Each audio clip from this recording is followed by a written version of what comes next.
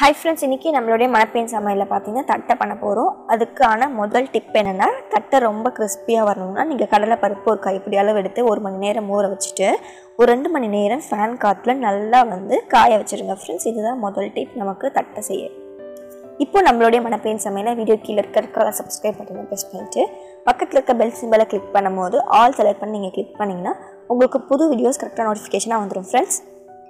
இப்போ பாத்தீங்கன்னா ஒரு கடாய் எடுத்துக்கோங்க. அதுல 3 கப் அளவுக்கு பச்சரிசி மாவு எடுத்துட்டு நல்லா செவர வறுக்கணும். இதுதான் பாத்தீங்கன்னா இதோட இரண்டாவது டிப். உங்க ஓட்டடை ரொம்ப கிறிஸ்பியா இருக்கிறதுக்காக நம்ம வறுத்து முடிச்சாச்சு அப்படின்னு எப்படி கண்டுபிடிக்கணும்னா நல்ல மணல் மாதிரி பளபளப்பா நல்லா கொட்டும். இந்த மாதிரி நீங்க வறுத்து எடுத்துக்கோங்க. அடுத்து ஓட்டடைக்கான மசாலா ரெடி பண்ண போறோம் फ्रेंड्स. ஒரு 15 காஞ்ச மிளகாய், 2 ஸ்பூன் அளவுக்கு மிளகு, 2 முழு பூண்டு. இது நல்லா அரைச்சிடலாம். இப்போ 1 ஸ்பூன் அளவுக்கு சோம்பு சேர்த்து நல்லா பேஸ்ட்டாக அரைச்சிடுங்க. இப்போ மூணாவது டிப், சுட தண்ணி 2 சொம்பு அளவுக்கு தண்ணி வச்சுட்டு 1 ஸ்பூன் அளவுக்கு கல் உப்பு போட்டு நல்லா கொதிக்க விடுங்க. ஒரு 10 நிமிஷம் கொதிக்க விடுங்க. இப்போ பருப்பு நல்லா நமக்கு ட்ரை ஆயிடுச்சு. அதோட பார்த்தீங்கன்னா நம்ம வறுத்து வச்சிருக்க அரிசி மாவை சேர்த்துக்கோங்க.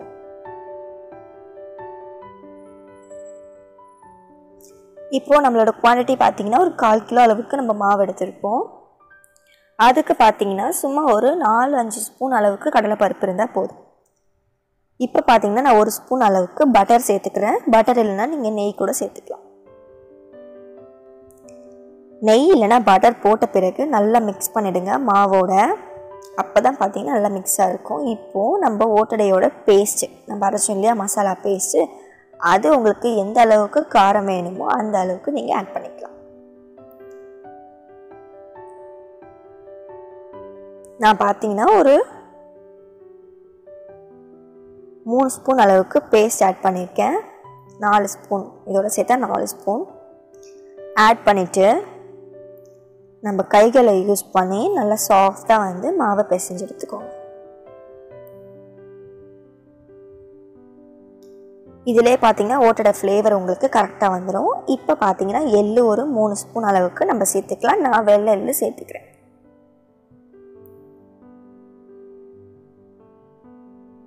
இதில் நீங்கள் சோடா மாவு எதுவுமே சேர்க்காதீங்க, அப்படியே செய்யுங்க. நல்லா உங்களுக்கு டேஸ்ட்டாக உங்களுக்கு ஓட்டடை கிடைக்கும்.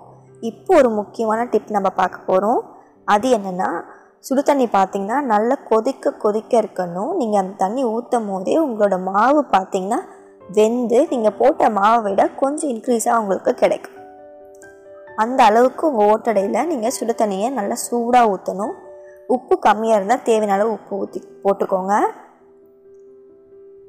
இப்போ நீங்கள் நல்லா சூடு ஆறுற வரைக்கும் மாவை அப்படியே வச்சுருங்க. சூடு ஆறின பிறகு மாவை நல்லா கை வச்சு பிசைஞ்சு எடுத்துக்கோங்க.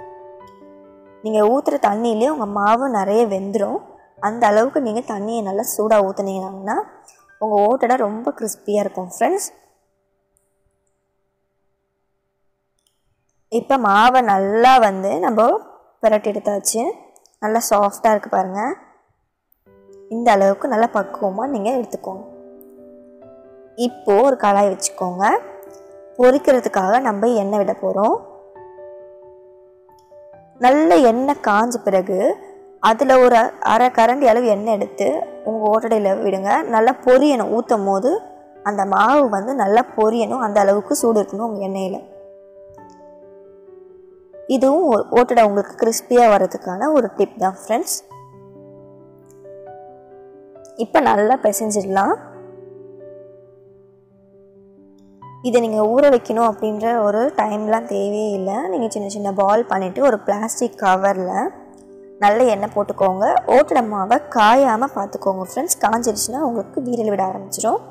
ஸோ அதை நல்லா காயாமல் பார்த்துக்கோங்க. நம்ம உருட்டி வச்சுருக்க பால் எடுத்து அந்த கவருக்குள்ளே வச்சுட்டு ஒரு சின்ன ஸ்லைஸ் பிளேட் எடுத்து அதை ஒரு ப்ரெஸ் பண்ணிங்கன்னா உங்களுக்கு ஓட்டோட ஷேப் உங்களுக்கு கிடைச்சிடும். அதுக்கப்புறம் உங்களோட விரல்களை யூஸ் பண்ணி சைஸ் பார்த்தீங்கன்னா நடுவில் இருந்து ஓரம் வரைக்கும் ஒரே மெல்லிஸாக ஒரே சீராக இருக்கணும் ஷேப்பு. அப்போ தான் நல்லா உங்களுக்கு கிறிஸ்பியாக கிடைக்கும். அதே மாதிரி அடுப்போட ஹீட் பார்த்தீங்கன்னா நல்ல ஒரு மீடியமான ஃப்ளேமில் வச்சு ஓட்டடையில் இருக்கக்கூடிய பபிள்ஸ் எழும்புது இல்லையா, அந்த பபிள்ஸ் ஃபுல்லாக அடங்கணும். அந்த அளவுக்கு டைம் கொடுத்து நீங்கள் வெளியில் எடுத்திங்கன்னா ஓட்டடை ரொம்ப கிறிஸ்பியாக இருக்கும் ஃப்ரெண்ட்ஸ். ஹை ஃப்ளேமில் வச்சு நீங்கள் ஓட்டடை போட்டு எடுத்திங்கன்னா உங்களுக்கு கிறிஸ்பி வந்து இருக்கவே இருக்காது. ஃப்ளேமை பார்த்தீங்கன்னா நல்ல ஒரு மீடியமான ஃப்ளேமில் வச்சு அந்த பபிள்ஸ் எழும்பணும். அப்போ தான் வந்து உங்கள் ஓட்டடை வந்து நல்லா கிறிஸ்பியாக இருக்குன்னு அர்த்தம். அப்படியே பூரி மாதிரி லைட்டாக கொஞ்சம் கொஞ்சம் அங்கங்கே எழும்பும். அந்த மாதிரி பக்குவமாக நீங்கள் பண்ணிங்கன்னா உங்கள் ஓட்டடை பார்த்திங்கன்னா ரொம்ப வந்து கிறிஸ்பியாக இருக்கும். ரெடி பண்ணிவிட்டு நல்லா ஆற வச்சுருங்க. எப்பயுமே வந்து ஓட்டடை சூடாக இருக்கும் போது எந்த ஒரு மூடியும் போட்டு மூடிடாதீங்க. மூடிட்டிங்கன்னா உங்கள் ஓட்டடை பார்த்திங்கன்னா வதுக்குன்னு அந்த மாதிரி வதங்கலாகிடும். ஸோ அதுக்கு ஏற்ற மாதிரி ஓட்டடையை நல்லா வந்து எண்ணெயிலேருந்து எடுத்த பிறகு நல்லா ஆற வச்சுருங்க. நல்லா ஆற வச்சிங்கன்னா உங்களுக்கு ஓட்டடை ரொம்ப கிறிஸ்பியாக இருக்கும் ஃப்ரெண்ட்ஸ்.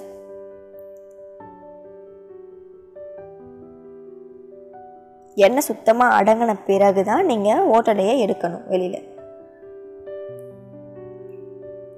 இப்போ நம்ம எல்லா ஓட்டடையுமே ரெடி பண்ணியாச்சு ஃப்ரெண்ட்ஸ். கண்டிப்பாக நீங்களும் ட்ரை பண்ணி பாருங்கள். ரொம்ப டேஸ்ட்டாகவும் ரொம்ப கிறிஸ்பியாகவும் உங்களுக்கு கிடைக்கும். நான் சொன்ன டிப்ஸ் எல்லாத்தையுமே ஃபாலோ பண்ணுங்கள் ஃப்ரெண்ட்ஸ்.